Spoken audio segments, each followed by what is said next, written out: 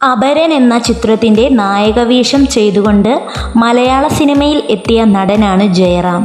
ഹാസ്യ കഥാപാത്രങ്ങൾ ജയറാമിനെ കൂടുതൽ ശ്രദ്ധേയനാക്കി. ജയറാം നായകനായി എത്തിയ ചിത്രങ്ങളിൽ നായികയായി ഏറ്റവും കൂടുതൽ ശ്രദ്ധ നേടിയതും ജയറാമിന് ഏറ്റവും ചേരുന്നതുമായ നായികമാരായിരുന്നു ശോഭന, ഉർവശി, പാർവതി, ഗോപിക, മീന, സംയുക്ത വർമ്മ, മഞ്ജു വാര്യർ, കനിഹ തുടങ്ങിയ നടിമാർ. ജയറാമിന് ജോഡിയായി എത്തിയതിൽ രാവും പകലും പോലെ ജയറാമിന് ഒട്ടും ചേർച്ച തോന്നാത്ത 10 നായികമാർ ആരൊക്കെയെന്ന് നോക്കാം. മിയ ജോർജ്.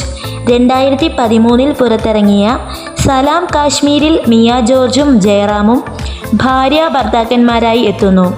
ജയറാമിന് ചേർച്ചയില്ലാത്ത കാസ്റ്റിംഗ് ആയിരുന്നു അത്. സംവൃത സുനിൽ. 2011 പുറത്തിറങ്ങിയ സ്വപ്നസഞ്ചാരിയിൽ ജയറാമിൻ്റെ നായികയായി എത്തിയത് സംവൃതയാണ്.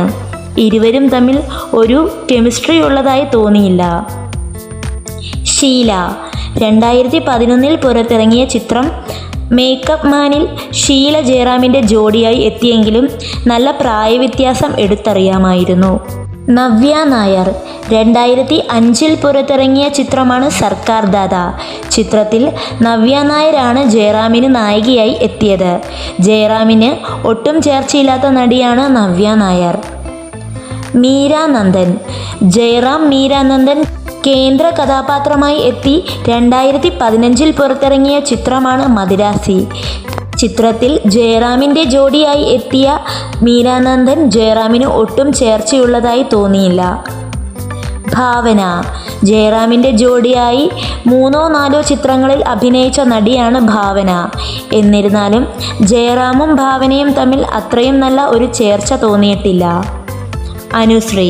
ദൈവമേ കൈതൊഴാം കാക്കുമാറാകണം എന്ന ചിത്രത്തിലാണ് ജയറാമിൻ്റെ ഭാര്യ നിർമ്മല എന്ന കഥാപാത്രത്തെ അനുശ്രീ അവതരിപ്പിച്ചത്. ഭാര്യയായി ജയറാമിന് ഒട്ടും ചേർച്ചയില്ലാത്ത നടിയായിരുന്നു അനുശ്രീ.